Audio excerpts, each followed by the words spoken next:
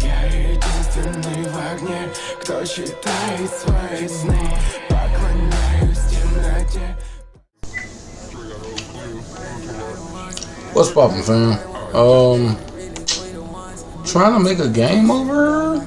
I don't know if it's looking like, if anybody has any, this is gdevelop. I told you I was coming out with the horror program. As you can see, I had to start 2D first because of how gdevelop works, and I'm not good with like 3D and stuff yet. But I mean, everything is looking good over here. We got the list. If I go to preview right here, I'm inside the main menu up here.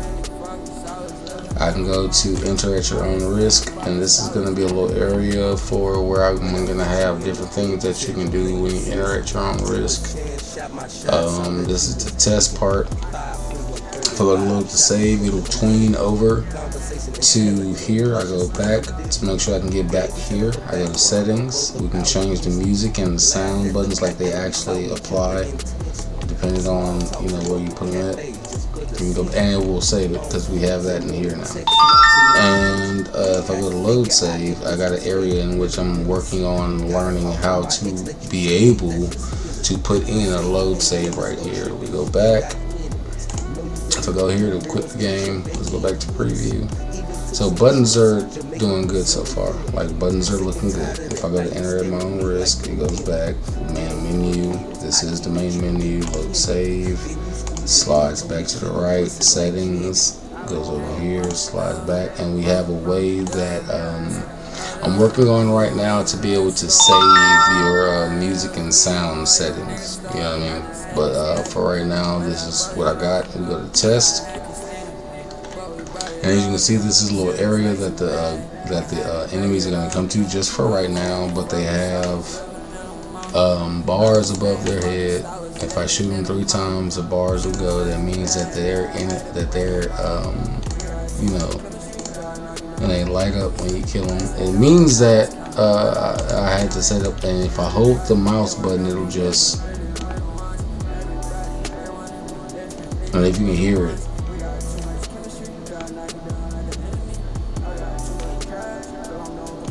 And it's just where I got it, because this is a test play. As you can see, we said test. We're gonna put in different experience points things. Boom, it goes there. You can move around as much as you need to with the arrow buttons. I don't know if WD and S and F doesn't work, so yeah, it's just these for right now. But this is just play test, just to show people that this is Enzio. This is from the horror program. I don't know if you can go back and go look at that. Those few links that I had for the horror program, the way that story was, but there's going to be a lot of stuff going on here. So when you be able to, like, after you level up, there's going to be a pause screen, and then after the pause screen, you're going to be able to either level up or like buy different because of the area that you're in, Maladaptivia, or they call it Earth, obviously. Well, not obviously, because a lot of people don't know that. So Maladaptivia was just a place that was considered Earth that had been desolated. Like a third of the planet had been like out of there, like they're out of there. And as you can see, this is not like, this is just level 1, and this is just me just Also, there will be a character select screen, so you can actually build your own character. Whether you want them, with certain hair or certain, build or whatever. Certain. As you can see, I got green shoes. Let's do this. As you can see, I got green shoes. You know what I mean? This is just test play. I might have to go fast, and what I want to do is put in different guns that they automatically have, like, accuracy and things of that nature. So that's where I'm at right now, and I appreciate y'all for checking it out. This is the events menu for the main menu that I have right here. I don't know how to do the hand thing other people be doing, but because I'm just learning this, but this is how this is set up. So in this area, when you very first come in and I go to preview for the main menu, you're gonna see that menu, right? Okay, boom. Then if I go to the left over here, and that's the load save, so that's gonna be this area. So there's gonna be a save area for here. You go back, we go to settings, and there's going to be music and sound that you can be able to save. You know, save your sound settings, and then you can quit the game, and that's going to kill this thing that you see right here. Right? Go back to preview, and we go to test, and it puts this in here. And I only have test like that as these buttons right here. So all of these buttons are within the main events menu, just for the main menu. And so you have test play, which is what I clicked, which takes me to the untitled scene, which I haven't named yet. This is the untitled scene, which you just saw me come into and just start shooting those stuff. These are the sequences. I would say that if you're gonna start making games, be the type of person that files everything.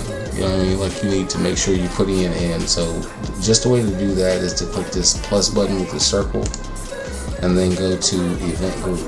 Event group is going to allow you to make another event group, or you can put it wherever you want to, right? So if I was to go to a new event, put this condition right here, and then add this a event group. It made a new group because I had an event condition.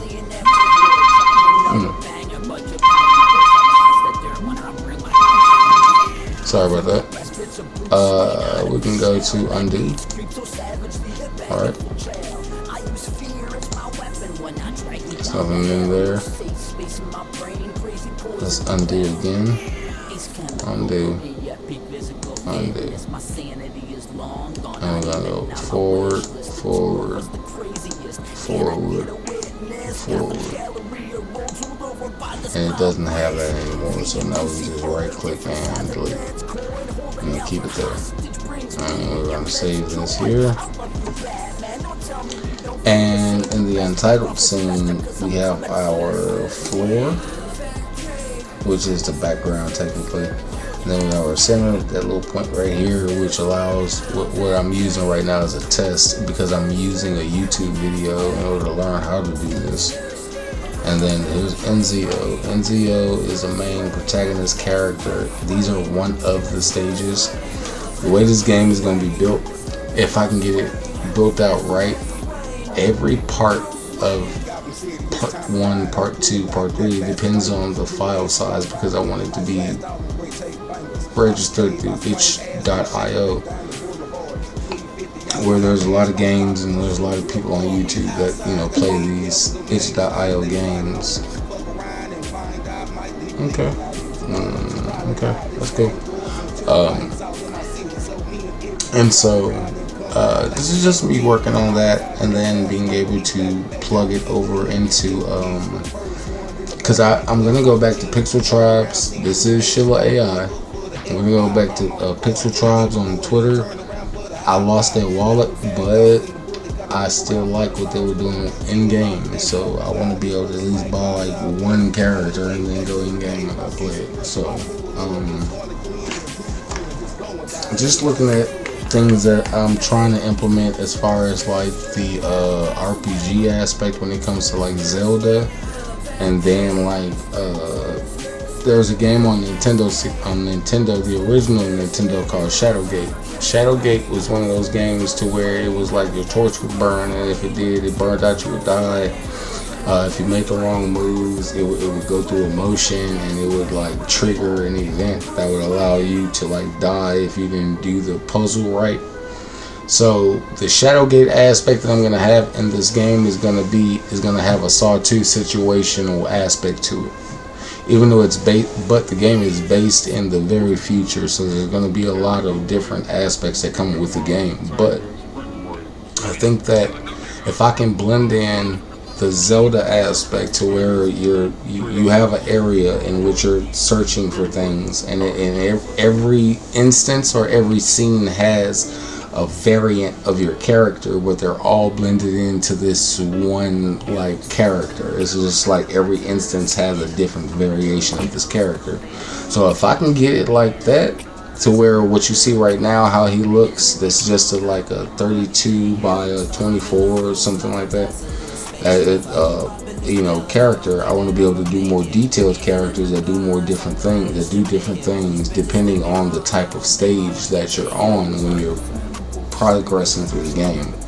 On top of that, I would also like to be able to add like a main scene to where this is either a dream sequence or it's more so of a like you zoom in and he's like in this battle inside and the ghosts are gonna get him, and he can't fight it off, and then eventually what happens is that he uses his radio. The screen pauses, he uses his radio, and he lets us know code. He goes code red. I need help. I'm about to die. There's a bunch of ghosts everywhere and I need some help. So what will happen is it'll trigger an event that will allow another character to be able to come through this door that's at the bottom right there. They found their way through. When they come through, they walk up to your left or right, depending on where you're at. And they freeze the game and they find you. And they come up in a specific area, depending on where they're at, and they talk to you. They initiate it, or we can do it to where they just come in the door and it initiates that. What will happen is that it'll initiate a conversation that'll freeze the game for a moment. Then the ally that you have, it does two things. One, it brings in the characteristics and the aspects of Enzio himself and the type of allies that he has, as far as you're starting off just being who he is, going along with the story and being able to like exude on or accept the instances that are happening in the story that can be blended into the game. Let me put it like that. At the end of the day, though, I would say that just trying to work on the story itself, and then trying to get all of the beginning sequences in. So like at the beginning of the scene, which is a condition, the action is that it'll change the camera and zoom to layer 2, which is the base layer. And then it'll change the camera to zoom to layer, which is the vinaigrette. I don't know how you say that, but it is what it is. Change the camera to the base of the floor, and then the floor for the vinaigrette, and then hide the wall collisions. So if I go back here and you see this little area, these are wall collisions. So the little blue areas are wall collisions. The spawn points are obviously where the enemies, where the ghosts are coming from, and all of this is test, but it's just to see what I could do. So this original character came from the guy who created this video. And if I go here, and as you can see, how to make a game, easy menus, he's at part 3, but this is gdevelop. These are the people. So I started from part 1 and got all of this stuff going, and now I'm in part 3 where he's talking about the settings menu. So this is the main menu and the settings menu that he's talking about over here.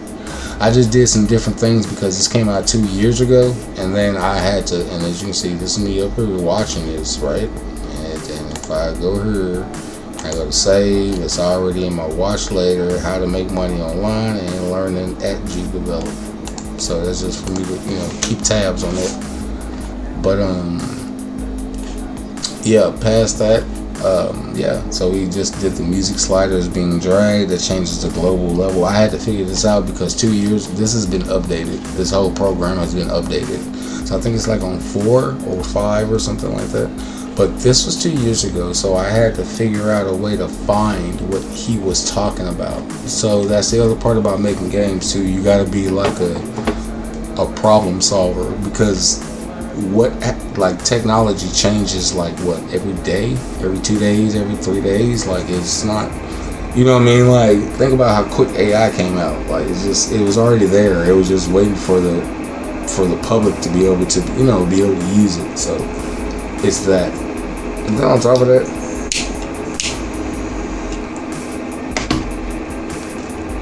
I would say that, you know, watching these videos, like I watch them on playback speed 0.25, because some of these guys, like they're so used to doing what they do, they move so fast and they talk so fast, and then they'll fast forward part of their video, and it doesn't make any sense to do that unless you just want somebody to watch one video for like 19 goddamn hours.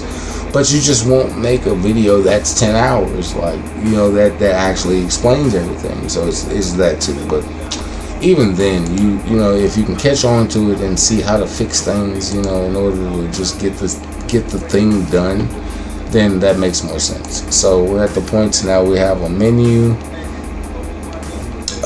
We have the sound slider and the music slider, which is that, right? We have our load save marker, and all of the markers are the red bars that you see right there. So every bar has its own marker. I got 4 of those, and then there's 4 right here, right? And these are objects, so I can put them in the scene and then, you know, make them work the way I want them to. Past that, I would say that if you like games, like, I would say get into this, because I'm trying to do it to where, like, there's different levels and different areas. It fits a file size that itch.io can release, but there's so many things that I need to implement into where, like, if you load part 1, this is chapter 1, so part 2 is gonna bring over your part 1 saves. You know what I mean? Like, I'm figuring out how to do the save variable, or the saves for sound and music, and then the saves for the files themselves, and then the saves for the entire game, because the horror program, there are chapters, and I want it to be able to unfold like kind of like Walking Dead a little bit, but not with the Telltale Games aspect, just as far as like being able to, like, the choices that you made, like they will continue over into part 2. You know what I mean? So this is chapter 1, and it's the way, what I'm just doing right now is just trying to figure out the best way to be able to get a good understanding of what's happening right here, because if I preview here, it's gonna take me right into the game, right? And I want this to be to where he came into an area, he was you know, looking for stuff, he has this, you know, everything he got, and then all of a sudden, you know, ghosts appear. There will be an accuracy thing too, to where, you know, if the accuracy might be off a little bit, you know, just learning how to build out your character. There will be defense buffs, kind of like the Horde game that's on Steam, as far as like, and then there will be areas too where multiplayer, I will have that, but I also like it to where it'll like load in your character with your weapons and all that type of stuff, like how far you've progressed in the game. That allows you to use those weapons and use your buff and stats abilities. But the game will, like, I want it to where the game will like adjust to the fact that you got 4 players in here, they're going crazy, and everybody got their own different stat buffs, so the enemies and the surrounding area has to like deal with the fact that that's a thing. You know what I mean? And then another thing too is to be able to have a menu that'll drop down enemy allies that can come in, like maybe like an enemy will come in and, you know, do a super move and go, you know, does some stuff, and it kills off with like an area effect aspect, you know what I mean? Like, and they can level up too.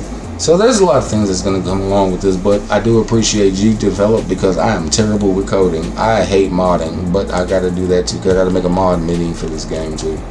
And the mod menu will just allow you to be able to do a whole bunch of stuff, especially if you're a developer. You'll have an area in which you can develop and do mods as a developer, or just someone who just wants to enjoy the mods. So this is Aries Effect, means Minds Entertainment. I appreciate y'all for checking this out. Peace. We're working on it. We're trying to get it out there, and we're doing what we need to do. I'll let your boy. Я единственный в огне, кто читает свои сны. Поклоняюсь темноте.